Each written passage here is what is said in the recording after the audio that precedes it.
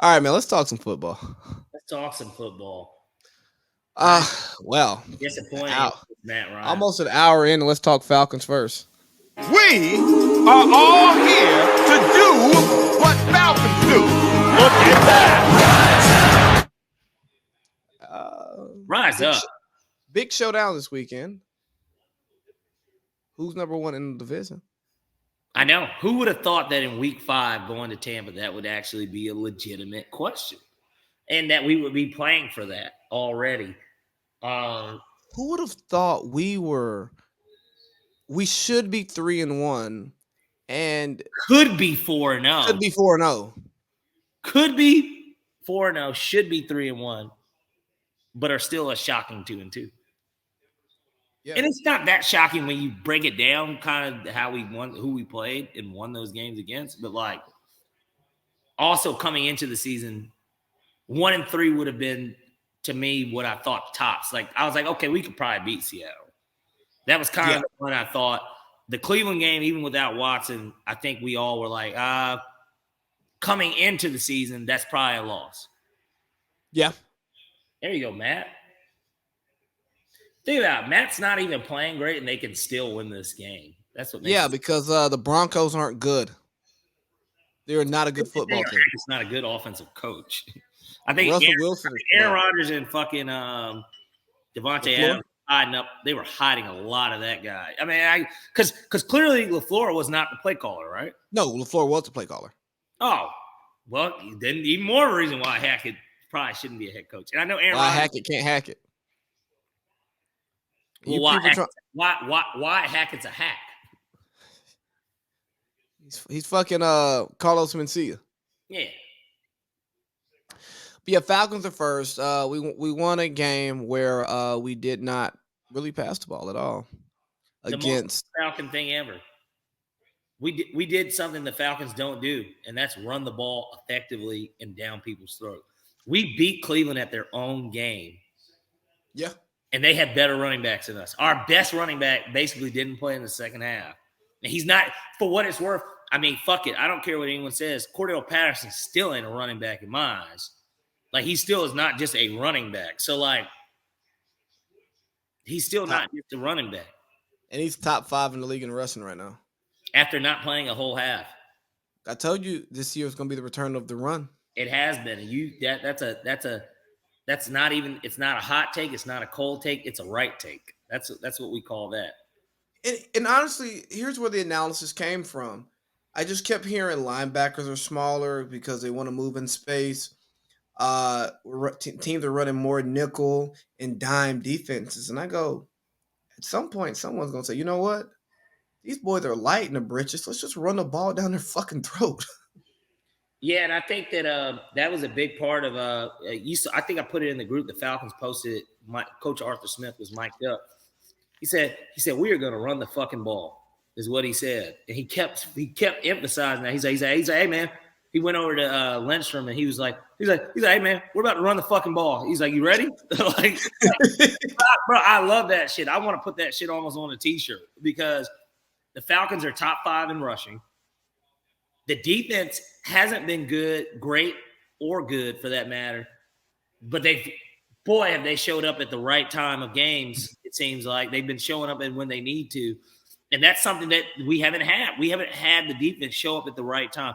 Grady Jarrett is putting the icing on the cake on that second down or third down. And then when it's third or fourth down, the quarterback has to throw the ball there in an obvious pass situation, and the DBs are making the play. They're picking the ball. And that's how they literally 2 straight games have closed the game that way. Grady Jarrett sack, up the middle, pick. And I love it. I love it.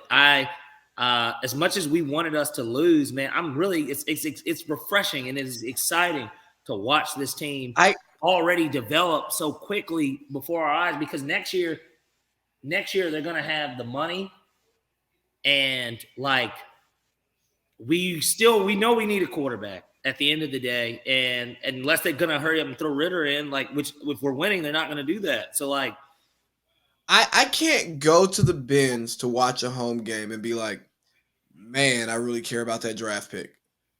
I can't do it. it's hard. It's hard because it's like you don't want your team to be good. And for so many years, we wanted our team to be good, and they just kept being bad. And now this year, we have no expectation. We come in, we watch them, and we say, man, tie ball game. And now we come in with, like I said, no expectation, and now we're excited about the brand of football that we're playing. And I think part of it is the brand of football, because you go, this is sustainable. Because and being effective with it, and it's consistent. And granted, we didn't throw the ball very much, but the receiving core is performing much better than expectations. Like, they're getting open. And I think that's the one thing we haven't seen since Kyle left was hey, they're just open. It doesn't matter who's running the route. They're just open because we have good plays. And we have a good play caller who can dial it up. He can scheme it up. He can set it up. And you go, like, Arthur Smith is never going to get the credit he deserves as a play caller unless the Falcons go on a crazy run, because he came from Tennessee and he had Derrick Henry, and now he's in Atlanta, and we're just not glamorous football markets. Not so hot take. Arthur Smith didn't even want Matt Ryan there last year in reality. And I'm starting to think that more and more, because I think that, of course, he wants a mobile quarterback for the offense that he's running, because Ryan Tannehill could even run the ball a little, right? So Ryan Tannehill went to Texas A&M as a receiver. Wide receiver, right? So he can Ryan Tannehill probably runs a 4.5, so he can move. And the offensive line, I mean, Jesus Christ, I can't believe it. I'm saying it. They're the most improved group on the team. They, for what it's worth, through technically what will be, I know it's 17 games, but through the first quarter of the season, they've been the MVP unit, in my opinion. I give the offensive line a ton of credit for the way that they played. And, of course, him being a tight ends coach at heart before he was even the offensive coordinator in Tennessee, he has his hands on that to a degree. He's a relatively big man himself. And so, Arthur Smith, we knew that we kind of had a coach when we won 7 games last year, because we shouldn't. Yeah. And so now I'm saying it, and I'm liking it. Now, what it's going to come down to is, Terry, are you going to get the right guys in here? Because the jury is out. I know Richie Grant got one of those game-sealing picks, but he didn't like that. We were like, well, what the fuck's up? The second-round pick's not playing. It's guys like that. Malone, Anderson this year. We're going to see more and more, who's going to show up to play, because, Pitts obviously was kind of a no-brainer, even though through the wins, we haven't really, he had a good game against Seattle, but he hasn't really been a factor this season, and we've still been competent. I don't think that Pitts is going to get the offensive scheme and attention that Andy Reid would give him, or his draft place would give him. You know what I mean? He's been blocking well too, and I think that might be an underrated aspect of his game as a tight end. That he's so big too, though, and because of what he does, they don't expect it. But he's still a very good size dude. He can line up with an athletic ass outside linebacker or DN. Cam Jordan said he was too light in the britches. Yeah, because they won the game. I wish those bums were fucking 0-4. They should be. They suck. They do suck. And they have all that talent. So, I really don't want to hear it out of them. Yeah, they have a bad coach. I name a ton of players on that team. And so they have a bad coach. Yeah, which I said coming in, I was just like, I don't know why everybody's – and Alvin Kamara, I hate to say it, I'm not saying he's finished or anything, but his shelf life looks like it's expiring. It's accelerated. He needs the he needs the Mark Ingram that he had at the beginning. He's not a workhorse. But even, I'm just, in general, he hasn't been impressive on any scale. Yeah, Sean Payton's not calling plays, and Drew Brees talk about a check down artist. You talk about who can throw the flares with the best of them, slants with the best of them. Oh, Michael knows that. Yeah, that should be a pick.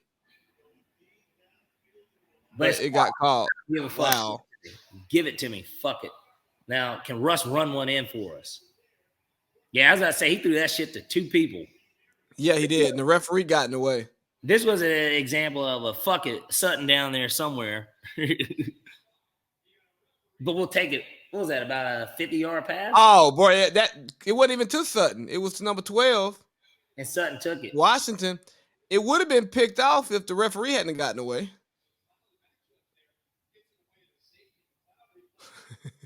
That nigga said, hey, Sutton said, give me that paycheck, baby. He's like, that's my paycheck catch. Yeah, so now they got to get him back because he ran all the way down there and he didn't get the ball. That was nice of Nathaniel Hackett to actually make a decent play call. So here's the thing, though. Here's the thing. Brady's 9-0 in his career against the Falcons. I know. He's never lost. I think it's his best win percentage. Yes. I know that he's undefeated against the Cowboys, but he's like 5-0 against. I think that literally he has his best win percentage ever is against the Atlanta Falcons.